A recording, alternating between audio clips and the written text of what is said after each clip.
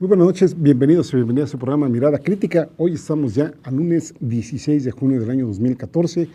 Ya estamos en plena efervescencia mundialista. Mañana juega México y mucha gente está, por supuesto, incluyanos desafortunadamente, muy pegados, muy concentrados en lo que se hace allá en Brasil por parte de nuestra selección y algunas otras selecciones mundiales. Y sin embargo, queda la reflexión de que mientras en algunos países, digamos, se dedican tranquilamente, no tienen motivo de preocupación para ver pues, el Mundial, para disfrutarlo. Ya por ahí decía Galeano que aquellos que llegan a criticar el por qué algunas personas, digamos, les gusta tanto el fútbol, pues bien, comentaba Galeano que decía quiénes son aquellos que se atreven a decidir qué deporte sí y qué deporte no nos debe de gustar. El rollo es que si nos gusta un deporte, pues no acapare toda nuestra atención, toda nuestra reflexión y toda nuestra capacidad crítica de ver los momentos por los que estamos viendo. Y justamente me parece ser que México está viviendo una situación muy difícil, donde pues desafortunadamente nuestro supuesto poder legislativo, que más que nada parecería ser un poder administrativo, porque pues finalmente gestionan, son gestores básicamente de las órdenes que les dan de arriba. Y obviamente pues aquí estamos con dos temas cruciales, bueno, tres temas cruciales.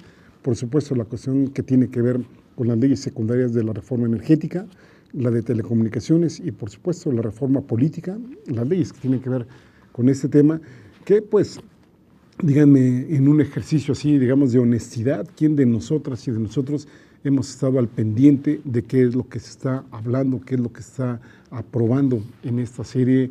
Pues ya no digamos de discusiones ni de no sé, ni de parlamentos, ni mucho menos, sino básicamente, insisto, de obediencia de pues, ciertas personas que cobran y muchísimo por estar ahí, por representarnos supuestamente, pero que a final de cuentas terminan únicamente representando a ciertos intereses nacionales y extranacionales, como son pues, las empresas más que poderosas, como pues la Exxon, la Móvil, etcétera, etcétera. Por supuesto, las farmacéuticas, las petroleras y todas las que ustedes quieren y manden, que son las que finalmente pues, proveen recursos, proveen todo lo necesario para que estas bancadas que se tienen en ciertos países y los poderes ejecutivos respondan a sus intereses, pues ahora sí que valiéndoles un 10 de mayo de lo que le pueda o no pasar a la población en los países donde llegan a sentarse.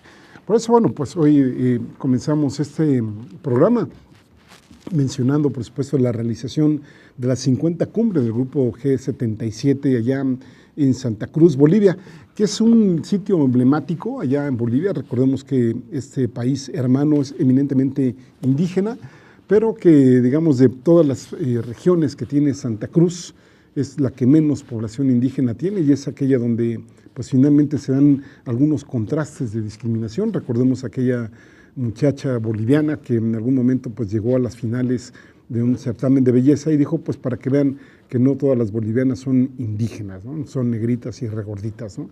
Es un aspecto muy discriminativo y que ahí pues Evo Morales lleva esta reunión del G77 con 130 países en desarrollo y China que son los que lo conforman y esta pues se realizó básicamente el 14 y 15 de junio, pues es decir, ayer y antier. Es interesante ver las cosas que salieron de esta reunión. Yo las resumiría prácticamente en tres, al menos con la información que contamos hasta ahora que estamos grabando este programa. El primero, obviamente, tiene que ver con Bolivia, ¿sí? Porque finalmente pues, va a recibir apoyo técnico de Irán para desarrollar energía nuclear, la cual, dice la presidencia boliviana, se aplicará con fines pacíficos en las áreas de salud pública y de medicina. Hasta ahora, digamos, Bolivia recibe cierto tipo de asistencia muy limitada, por cierto, por parte de Argentina. También hay que decir que Irán en los últimos 5 años ha estado apoyando muchísimo a Bolivia. Por ejemplo, le otorgó una cooperación por $200 millones a este país para las áreas de salud, telecomunicaciones y sector agropecuario. No sé si ustedes hayan tenido la oportunidad de visitar Bolivia, ojalá algún día lo puedan hacer. Bolivia durante muchas décadas fue el país que tenía los peores indicadores de salud en todo el continente americano. De hecho, ahora pues sigue estando muy mal, por supuesto, no es que ya haya llegado al primer mundo ni mucho menos, pero ahora desafortunadamente ya esos últimos lugares pues caen en Haití, ¿no? Ojalá y no tuviera uno que decir que estos tipos de países centroamericanos, caribeños, la Bolivia misma, pues están en estas condiciones tan lamentables en algunos sectores, pero pues afortunadamente hay por ahí algunos impulsos que van llevando adelante las economías, por lo menos en el caso boliviano, que insisto, además del apoyo que está recibiendo de Irán, pues por supuesto ahí habría que ver todo lo que China le está también apoyando al gobierno boliviano, por ejemplo, con un préstamo por $80 millones para la adquisición de 4 aviones para la aerolínea estatal boliviana, además pues de que empresas constructoras chinas ya están ahí metidas en la construcción de caminos, y más o menos con proyectos que suman alrededor de $2,000 millones. Digamos, esa por una parte lo que tiene que ver con el país anfitrión, pero por otro lado, interesante ver los llamados, los pronunciamientos políticos que hizo Raúl Castro, quien llamó a defender a Venezuela, es decir, ahí se centró el discurso de Raúl Castro, que justamente llama a la unidad para defender a Venezuela y a su gobierno. Y aquí lo cito textualmente, Raúl menciona que los oligarcas que no pudieron en su momento con el presidente Hugo Chávez piensan que ha llegado el momento de derrocar a la revolución bolivariana. Y pues ahí Raúl hace una alusión de Venezuela diciendo que hoy este país es la delantera de nuestra independencia, de nuestra libertad y de nuestra dignidad. Entonces dice Raúl, defendamos nuestra unidad y permítanme decirles como el Che Guevara, quien hoy hubiera cumplido 86 años hasta la victoria siempre. Esto en alusión también de que precisamente el 14 de junio fue cumpleaños del comandante Ernesto Guevara de la Serna. Y bueno, pues también buen pretexto para recordarlo y buen pretexto pues ahí para analizar tanto sus aciertos como sus errores, digamos, logísticos. Que bueno, que finalmente pues nos hubiera servido muchísimo más tenerlo pues de ideólogo que finalmente de guerrillero. Ya una persona de 39 o 40 años pues no es que digamos que pueda ser muy útil en términos militares. Eso además de que bueno, pues no todas las personas están de acuerdo en que el ejercicio de las armas necesariamente llegue a cambiar a un régimen. Pero bueno, el hecho es que el Che Guevara en su momento vivió pues una serie de circunstancias y pues finalmente terminaron con su vida aquel 9 de octubre de 1967. Volviendo a esta cumbre del G77, pues estuvieron entre otros mandatarios, ya mencionábamos a Raúl Castro de Cuba, el propio Evo Morales que fue el anfitrión, Rafael Correa de Ecuador, José Mújica de Uruguay, Salvador Sánchez Sarán de El Salvador, y también estuvo el secretario general de la Organización de las Naciones Unidas, Ban Ki-moon, entre otros. Esta reunión habría que decirla, hay que comentarlo, que es, insisto, la del G77 Machina, es la primera cumbre internacional de esta dimensión que se realiza en Bolivia. El bloque del G77 es integrado por 130 países para analizar un nuevo orden mundial con mayor equilibrio y menos pobreza, que esperemos que finalmente pues dé resultados, porque ya sabemos que ahora estamos como estamos, no es que nos vaya muy bien a nosotros y a nosotras como población. Insisto, en el caso muy particular de México, cuántos autogoles, cuántos goles llevamos, y nos sorprendió, por ejemplo, en términos futbolísticos, la goliza que le metió a Holanda a España, por ejemplo, de 5-1, o la que le propinó a Alemania a Portugal de 4-0. Si estuviéramos hablando en términos futbolísticos, no me quedaría corto si les dijera que las transnacionales, que los poderes fácticos deben llevar como 20, 25 goles, y nosotros ni siquiera nos hemos acercado a la media cancha. Bueno, vaya, ni siquiera hemos pasado del terreno de juego de nosotros hacia el terreno de juego de ellos. Estamos en una etapa muy difícil y que pues desafortunadamente ahora estamos medio anestesiados con este tema del fútbol. Siempre lo hemos estado con algunos de los temas, y ahí es justamente nuestra falta de organización, nuestra falta de movilización, la que finalmente pues permite que de una u otra manera nos estén metiendo goles. Si en el caso brasileño, por ejemplo, las negociaciones que han llevado en todas estas áreas de manifestaciones, en Sao Paulo, en Río y en otras ciudades, en las 12 ciudades donde se está llevando a cabo el Mundial, pues se ha tomado precisamente el Mundial como un arma de presión política en contra de la corrupción de algunos funcionarios brasileños. Pues me parece que en México bien haríamos en que justamente, independientemente de cómo llegar a México, pues viéramos o les hiciéramos ver a los que supuestamente nos están gobernando que gane o pierda México, es un motivo de celebración si gana, pero si pierde, pues obviamente no tendríamos que caer ni en la depresión ni en la inmovilización. Bueno, por supuesto, tampoco si gana México, ¿no? Finalmente, allí está la idea de que las cosas no pueden ser una en lugar de otra, sino una además de otra. Vamos a hacer una pausa y continuamos aquí en Mirada Crítica. Van a escuchar ahora, precisamente hablando de Bolivia, a un charanguista boliviano que se llama Ernesto Cabur, que es uno de los más famosos que hay en ese país. Me parece que ha sido de los mejores que se han dado hasta ahora, con una melodía que se llama Leño Verde, y regresamos para hablar precisamente de las elecciones de la segunda vuelta que hubo allá en Colombia.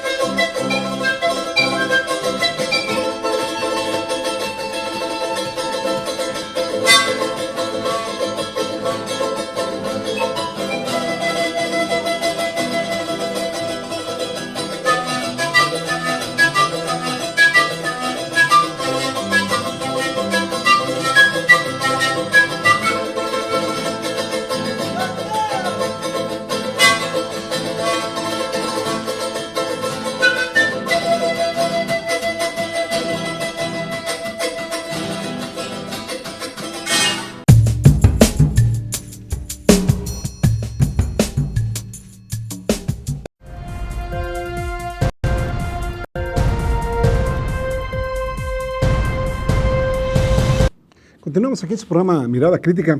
Pues como comentábamos, en Colombia acaba de haber elecciones, fue la segunda vuelta y pues se dio la reelección del presidente Juan Manuel Santos.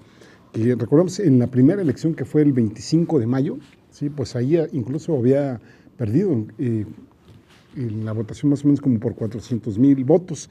Hay que decir que el presidente Santos es de derecha.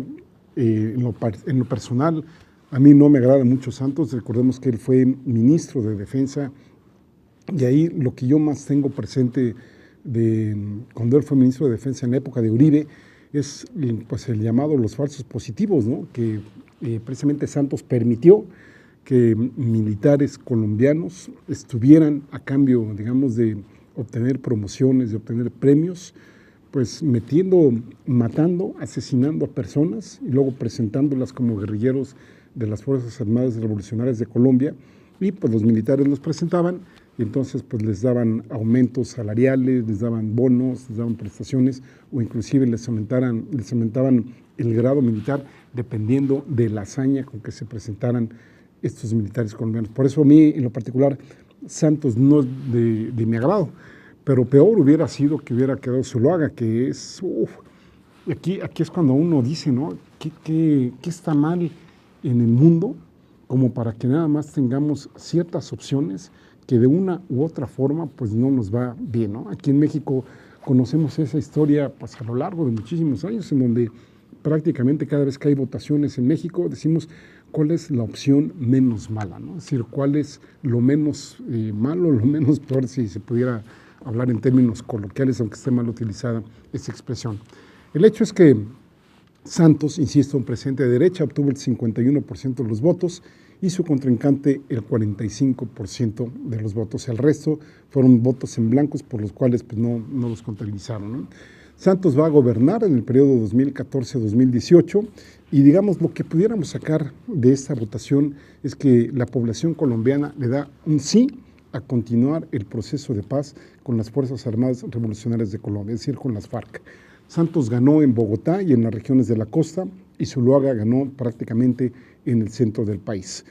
Son interesantes las declaraciones que hace Santos una vez que ya se conoce que él ganó. Por ejemplo, comentó que esta no será una paz con impunidad, que esta será una paz justa y menciona que en Colombia van a tener que dar pasos difíciles para asegurar que no sea solo justa, sino duradera la paz que se está buscando allá en Colombia.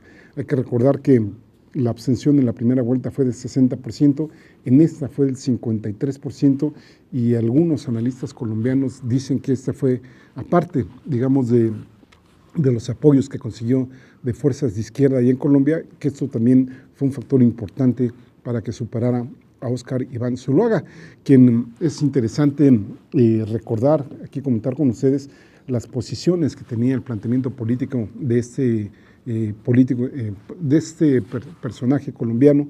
Por ejemplo, él señalaba que si él hubiera llegado a la presidencia colombiana, una de sus primeras prioridades de su política, y fíjense aquí es donde viene el contraste, ¿no? Mientras Santos hablaba de la política interna, Zuluaga hablaba básicamente en contra de Venezuela. Parece ser que, de acuerdo a su mentor Álvaro Uribe, pues Zuluaga también iba prácticamente en la misma línea de exigir, decía ellos, Zuluaga y Uribe, el cumplimiento de un tratado regional para restaurar la democracia y los derechos humanos en Venezuela, obviamente desde el punto de vista de ellos.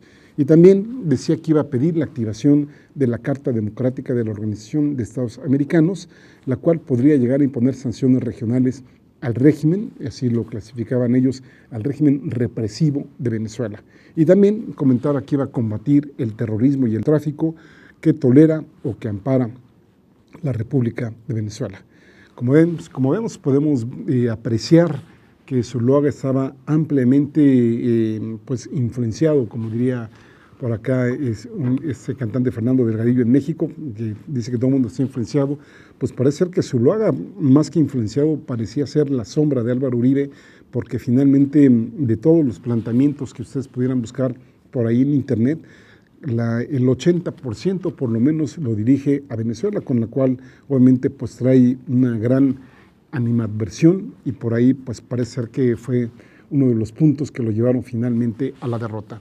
Zuluaga y su mentor, insisto, Álvaro Uribe, que por cierto gobernó 8 años a Colombia, del 2002 al 2010, se oponen abiertamente y fervientemente a las conversaciones de paz del presidente Santos con la guerrilla de las FARC.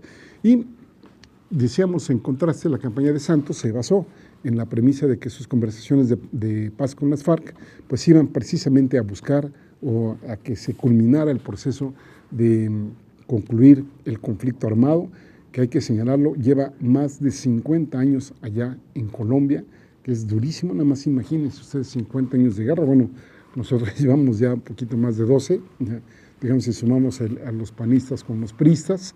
Y en el caso colombiano, bueno, pues Santos menciona que un acuerdo de paz pues sería una buena atracción, un buen recurso para lograr precisamente inversiones extranjeras que podrían hacer crecer la economía allá en Colombia, pues más o menos a niveles de un 7%. Vamos a ver, ojalá y lo logre, lo deseamos muy sinceramente, y que en este proceso de paz, pues por supuesto las negociaciones no sean en una relación gana-pierde, es decir, que una parte gane y la otra pierde, sino que sea una relación gana-gana, en donde pues la población colombiana tendría que estar beneficiándose de estos acuerdos de paz.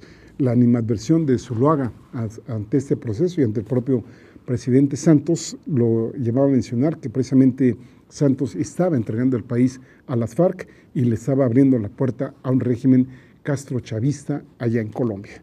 Y entonces aquí podríamos nosotros preguntarle a Zuluaga, bueno, pues a lo mejor sí hay ciertos visos, digamos, de que se esté yendo hacia este lado, pero pues que nos pregunten a nosotros los mexicanos cómo nos va con un régimen de derecha absolutamente acrítico, digamos, con los designios que se vienen desde Estados Unidos. Así es de que Zuluaga proponía mano dura contra la guerrilla, insistía que Colombia no podía aceptar que un país como Venezuela no asumiera un compromiso para enfrentar el terrorismo y la presencia del narcotráfico de las FARC allá en Venezuela. Mencionaba que las FARC asesinan y extorsionan en Colombia, cruzan la frontera y tienen la protección del propio gobierno de Venezuela. De hecho, las define como el mayor cártel del narcotráfico en el mundo. Y bueno, pues habría que ver cómo se dan esta serie de cosas y nada más llamar la atención que precisamente el gobierno colombiano no es que sea una hermanita de la caridad que digamos, ya hace rato comentábamos todas las cuestiones que tienen que ver con el ejército y por supuesto no hay que olvidar que cuando allá se nombró un fiscal independiente, pues cuántos políticos no cayeron y desafortunadamente no han terminado de caer los que tendrían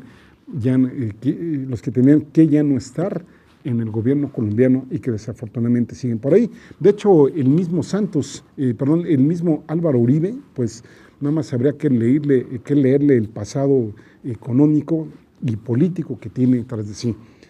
Santos, el presidente, ya en funciones y también ya el electo, dio a conocer también el inicio de diálogos exploratorios, no solo con las FARC, de los que están ya desarrollando, sino también con el ELN, el Ejército de Liberación Nacional, para formalizar una integración con la idea de que se llegue al fin del conflicto y que hay que llegar con él, digamos, en una serie de acuerdos pues, serios y que finalmente pues, decidan una situación que ya, pues como se ve allá en Colombia, pongan fin a más de 50 años de violencia y que sea el comienzo de una Colombia en paz consigo misma, tal como lo señaló el propio Santos.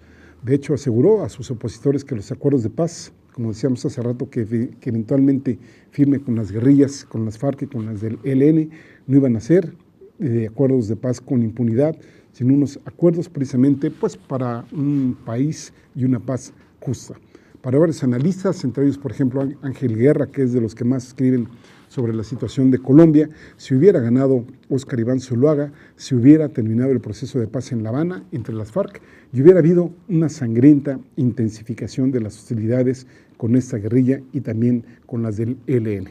El hoy presidente Juan Manuel Santos, una vez que ya estuvo en la presidencia, se reunió varias veces con Hugo Chávez en su momento, pusieron de lado sus diferencias ideológicas y normalizaron y estrecharon las relaciones bilaterales rotas por Álvaro Uribe también durante su gestión y obviamente Santos ha tenido la misma política que tuvo con Hugo Chávez, la ha continuado con el presidente Nicolás Maduro. Y también hay que decirlo, el presidente Santos se insertó prácticamente en todos los mecanismos del UNASUR, con lo cual pues obviamente es un peligro desde Estados Unidos, no les conviene la posición política de Santos y por eso también pues ha sido presa de movimientos desestabilizadores. Les decía, si alguien le hubiera podido caer bien a Estados Unidos que estuviera en el gobierno colombiano, es el propio Uribe, vía el presidente Zuluaga, que finalmente representan el sector oligárquico más que subordinado a Estados Unidos,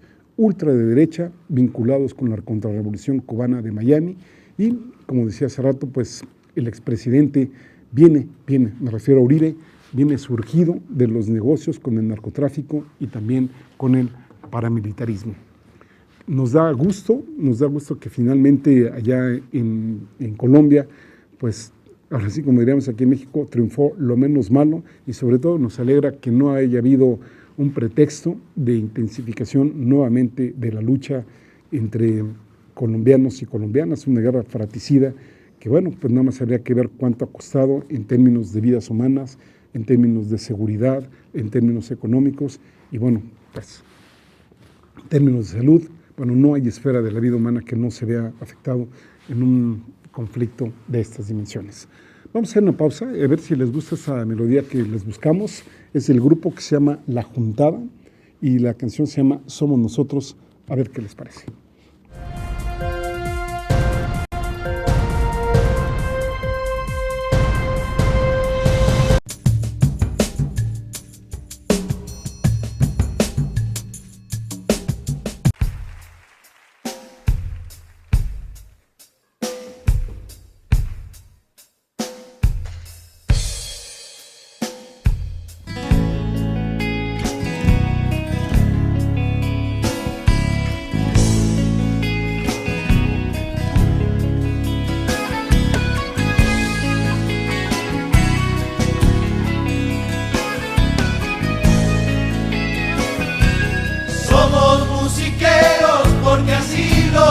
El sol.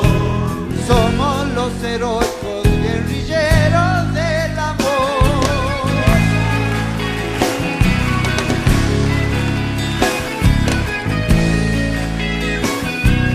Somos los suicidas buscadores de la mar. Somos los amantes trasnochados de la paz.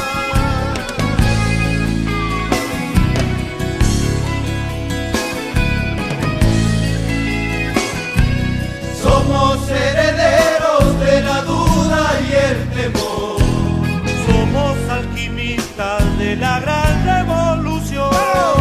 Somos mensajeros de la lucha y la verdad. Somos peregrinos de la amada libertad.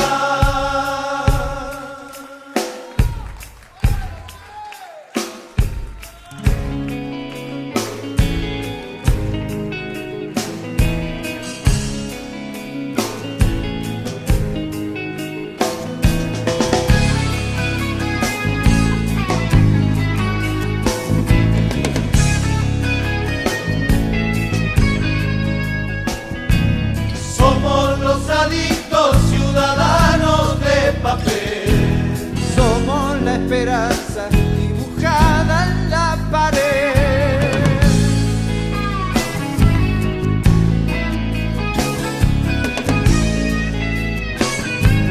Somos los actores de la cruda realidad. Somos partidarios de la humana dignidad.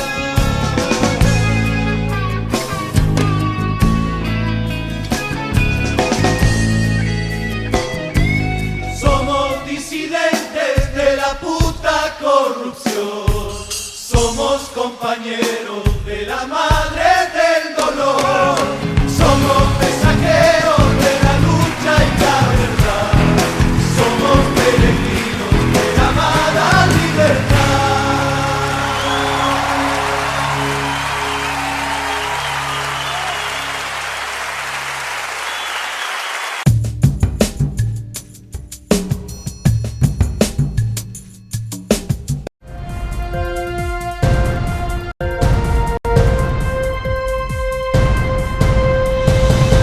Continuamos aquí en su programa Mirada Crítica. Vámonos ya al terreno nacional, al terreno aquí mexicano.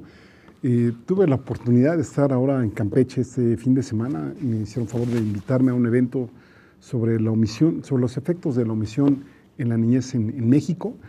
Y bueno, al estar revisando datos sobre la situación precisamente de los niños aquí en México, nos encontramos precisamente con indicadores terribles de la situación que estamos viviendo aquí en nuestro país. Independientemente de los indicadores, por ejemplo, de la tasa de mortalidad infantil que tenemos en México, que obviamente es una tasa, es un indicador que nos mide de cada X número de niños que nacen en el país, cuántos se mueren antes de cumplir el año de edad, que todavía andamos muy altos para los compromisos internacionales que tiene México. Estamos muy altos también en el número de mujeres que se mueren por alguna causa relacionada al embarazo, parto, puerperio. Nos encontramos con una serie de indicadores que quiero compartir con ustedes, básicamente en temas que tienen que ver con niños migrantes, la situación que están viviendo los niños migrantes, que además pues últimamente han salido varias notas en los periódicos de cómo está la situación de ellos allí en Estados Unidos y también algunos aspectos como pobreza. Vamos a empezar con esto de la tragedia, así le hemos llamado, de las y los niños migrantes mexicanos y centroamericanos en Estados Unidos.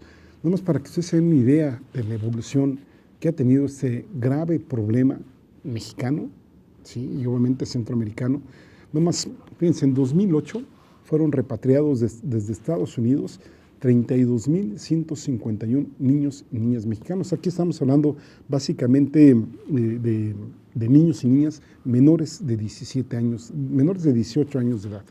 Por ejemplo, ahí ya hay quien sugiere que no utilicemos el término de menores de edad, porque es un término peyorativo, es un término discriminativo, y nos invitan a que ya nos refiramos a los niños justamente como niños y como niñas, y en el caso pues, de los adolescentes como tales, pero que evitemos en la mayor medida de lo posible utilizar el término menores de edad. Bueno, en el caso de los menores de 18 años, de esta cifra que les comentaba yo de 2008, pues nada más de esta cifra que les comentaba, el 89% pues eran adolescentes entre 12 y 17 años más o menos, ¿no? Y otra de las cosas importantes de esta cifra es que 57% de estos niños viajaron solos, es decir, no iban con la familia, iban prácticamente solos, ¿no? Por ejemplo, pues ahí está esta película de La Jaula de Oro, ¿no? Que nos habla de la situación que se vive de los migrantes desde Centroamérica, obviamente que tratan de pasar a México y los cuales, por ejemplo, algunos colombianos hablan que el hecho de que personas pasen desde nuestra frontera sur en busca de la frontera norte, pues prácticamente convierte a México en todo el territorio en una frontera.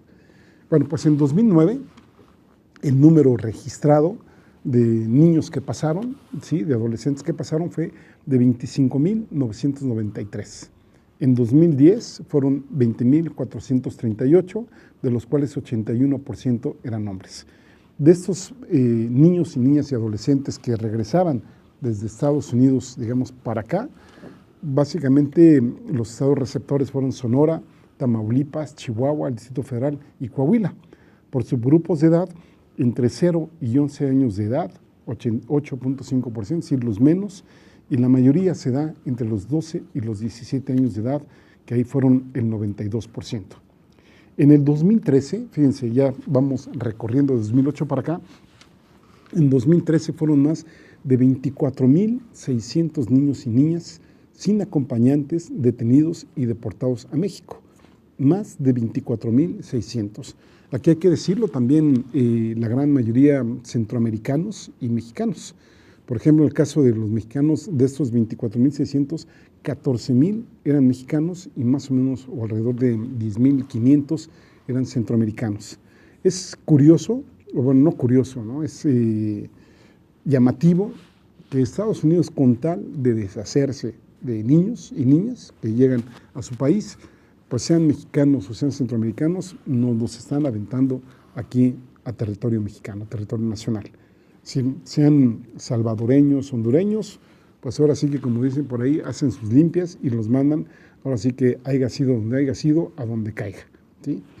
Pero peor aún que las cifras que estamos comentando ahorita, es que de octubre de 2013 a mayo de 2014, fíjense las distintas cifras que se manejan en los diarios nacionales. De octubre de 2013 a mayo de 2014, 11,577 niños que no iban acompañados por adultos fueron detenidos en la frontera. Cuando esto, por ejemplo, en 2011 fueron 6,560, es decir, hubo un aumento muy importante. Y según el secretario de Seguridad Nacional de Estados Unidos, de junio de 2013 a la fecha, hablan de una oleada de 47,000 niños que han sido detenidos por la patrulla fronteriza sin la compañía de un adulto.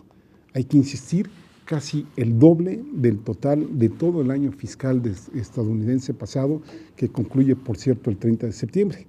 De hecho, la tragedia de estas cifras que les estoy comentando a ustedes es que para este año no va a ser 20,000, no va a ser 25,000, no va a ser 30,000, no va a ser 47,000, sino que se esperan, de acuerdo a las proyecciones de las tendencias que ha habido y a la situación de los países expulsores, incluyen a México, que este año va a ser más de 60,000 el número de niños, niñas y adolescentes que se van a detener en la frontera estadounidense.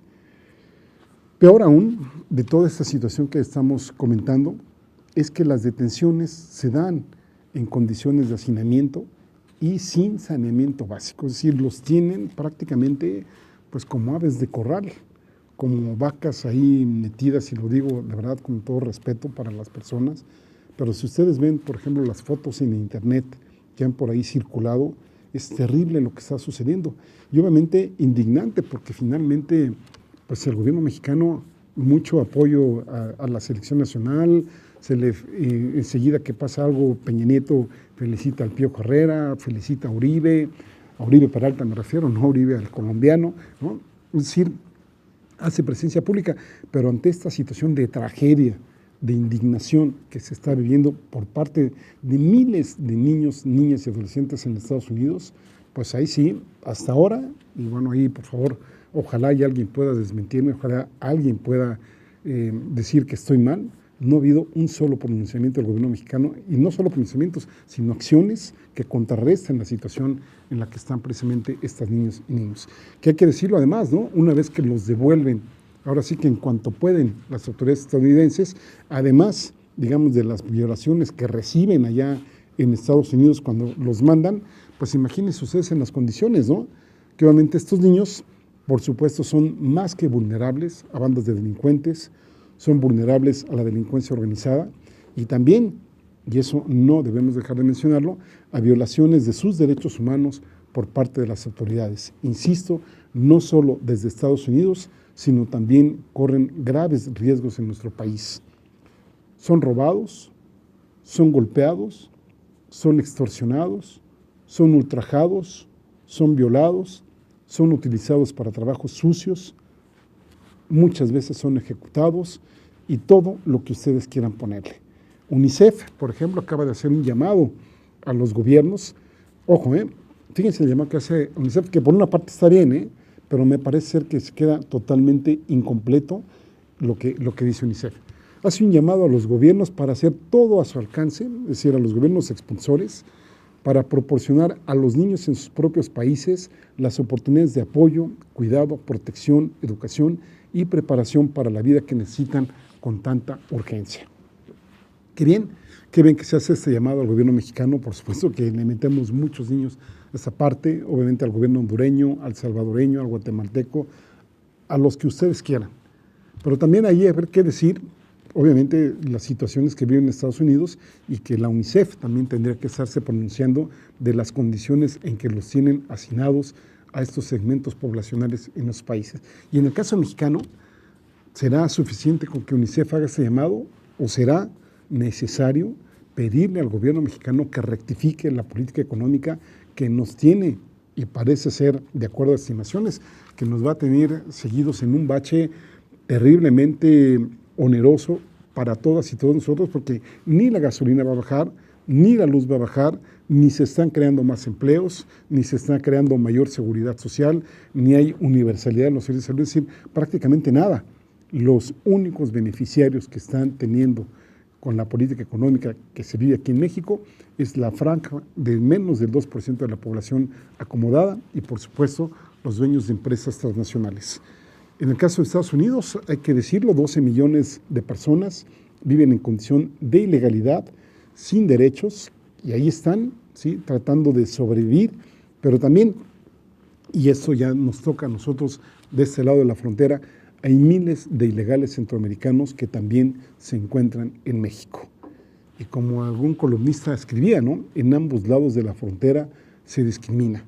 En ambos lados se da la terrible humillación y discriminación que sufren centroamericanos y mexicanos en Estados Unidos, pero también la igualmente terrible discriminación, vejación que sufren los centroamericanos en nuestro país.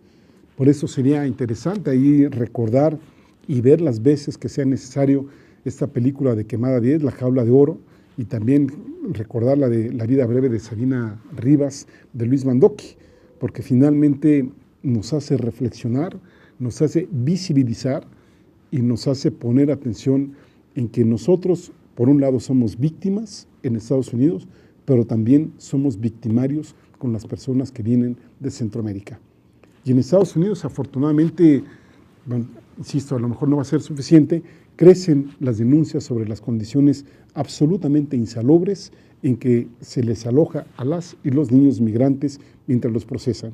Supuestamente el gobierno de Obama se defiende diciendo que ya pues, prácticamente hasta se gastó todos los recursos que tenía para hacer frente a esta oleada de migrantes, como ellos les llaman, sobre todo en Texas, insisto, para enfrentar esta pues, gran cantidad de menores migrantes que están llegando a Estados Unidos. Los están trasladando a instalaciones, incluyendo instalaciones militares, mientras son procesados. Las autoridades migratorias, aquí vale decir la patrulla fronteriza de Estados Unidos, de acuerdo, digamos, a los procedimientos que se tienen allá en ese país, deben en un lapso de 72 horas entregar a las y los niños al Departamento de Salud y Servicios Humanos con el propósito de colocarlos en ambientes seguros. Aquí hay que decir también que la Agencia Federal de Administración de Emergencias, pues fíjense ustedes, estamos hablando de más de 47,000 niños, pero dicen que ya con 70 personas es suficiente para coordinar este esfuerzo. Es terrible porque ya el gobierno norteamericano sigue endureciéndose y ya manifestó vía sus autoridades que solo va a ofrecer posibilidades de estancia a migrantes que llegaron a ese país como menores de edad en 2007 o antes. Los demás, pues ahora sí, como diría Rosario Robles aquí en México, ¿no? Las indígenas de 3 hijos o más, pues esas que se olviden de los apoyos, prácticamente con todas sus proporciones Estados Unidos está en esa posición y nos hace saber, nos machaca que los que lleguen después de 2007 menores, pues ya prácticamente pues que se olviden de cualquier prerrogativa allá en Estados Unidos. El Washington Post reporta más bien que todos los días, digamos en el último año principalmente, hay grupos hasta de 250 personas que cruzan el río Bravo y ya no intentan ni siquiera ocultarse o escapar, es más, se entregan a la patrulla fronteriza bajo la idea de que por lo menos las mujeres y los niños no serán deportados. Y por ejemplo, el mismo Washington Post está hablando de que en algunas estaciones se reciben hasta 1,300 migrantes al día, cuando la capacidad de estas estaciones es de menos de 500.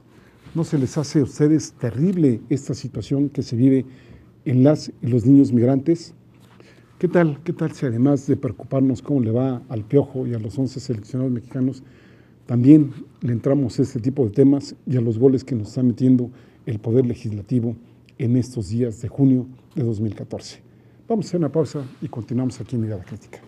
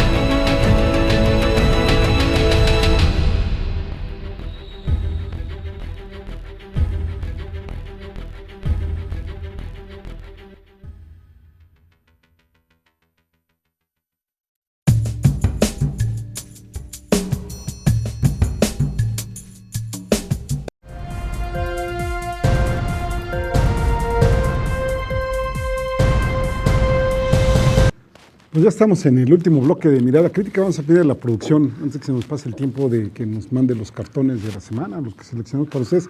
El primero es este del Fisgón, está muy bueno, es sobre la monarquía allá en España. Si nos pueden acercar los textos, ahí está diciendo pues que los españoles dicen que ya no quieren ser monarquía. Y le contesta a la niña, dice, bueno, pues en cambio los mexicanos insisten en ser colonia, y ahí está el señor leyendo, miles piden fundar la Tercera República, y por el otro lado vienen leyes secundarias de la reforma energética, que ustedes saben va a abrir la inversión privada, y ahí de las primeras que le van a meter el diente, pues van a ser por supuesto las empresas españolas como la Repsol, y bueno, pues todas las transnacionales que ustedes quieran ponerle ahí. El siguiente cartón es de Helguera, ¿sí? A propósito de la visita que hizo Enrique Peña Nieto allá en Europa, que fue al Vaticano y que fue a Portugal y a España, ¿sí? Allí está Rajoy diciéndole a Peña Nieto, joder, ¿no? Hace 500 años nosotros fuimos a daros espejitos por vuestro oro, y hoy vosotros venís por ellos, ¿no? Esto en alusión de los acuerdos comerciales que seguramente Enrique Peña Nieto fue a amarrar allá en España. Recordemos que no es el primer presidente mexicano que es muy generoso con los españoles.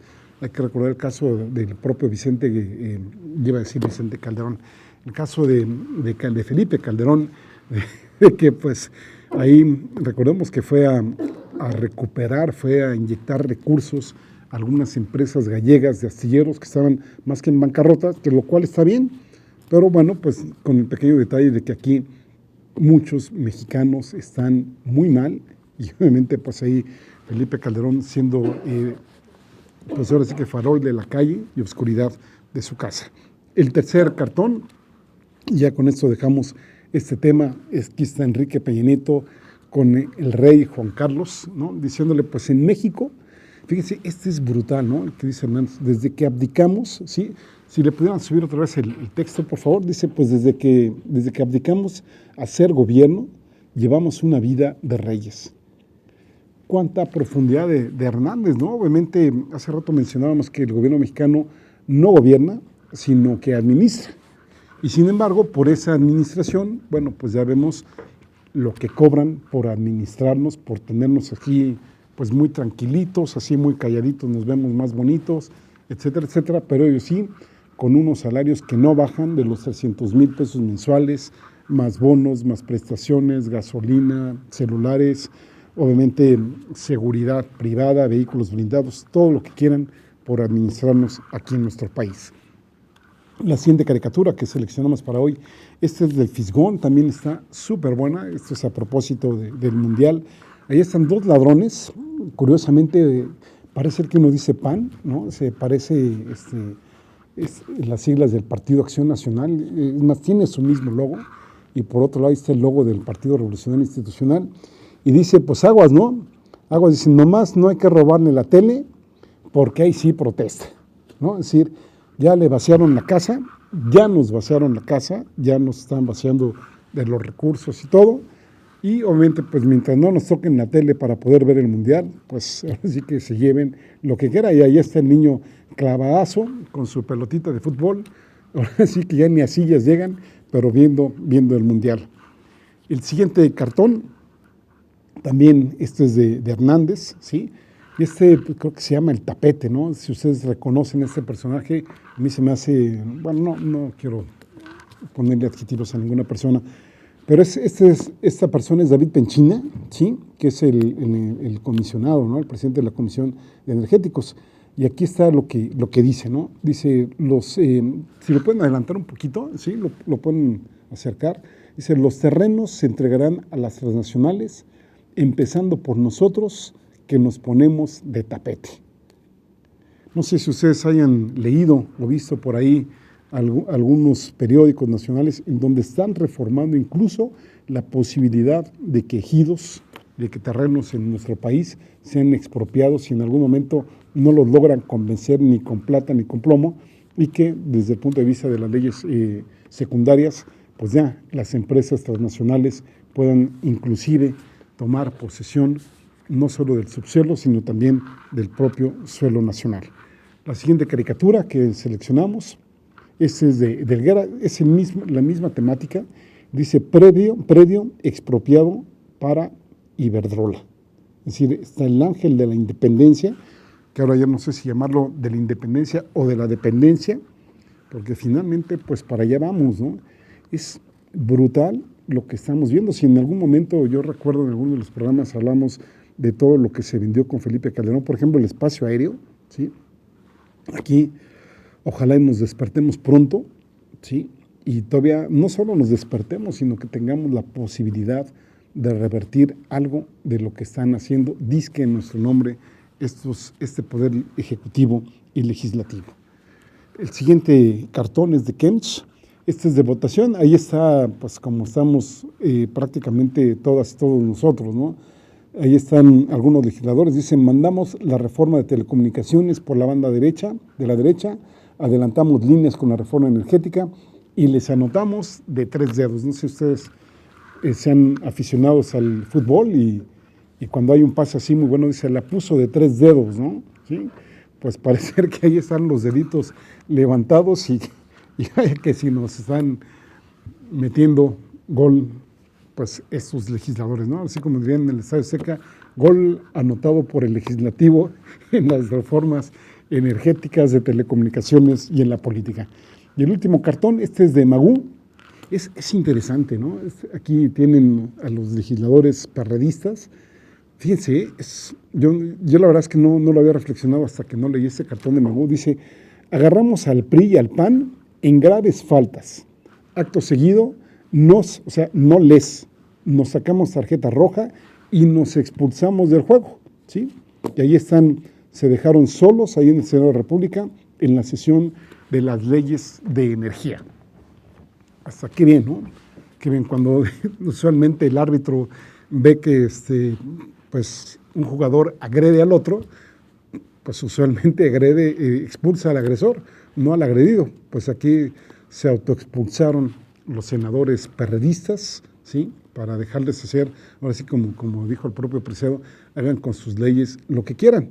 Aquí el asunto es que o pecaron de ingenuos, o creen que somos muy ingenuos, o no sé cómo interpretarlo, digo, por no decir palabras más ofensivas ni mucho menos, pero si iniciaron este proceso en compañía del PRI y del PAN, es increíble que no hayan previsto que pues, esto podía derivar en esta serie de situaciones. Recordemos que dizque la reforma fiscal fue promovida entre el PRI y el PRD, mientras la energética fue desde un inicio promovida por el PRI y por el PAN.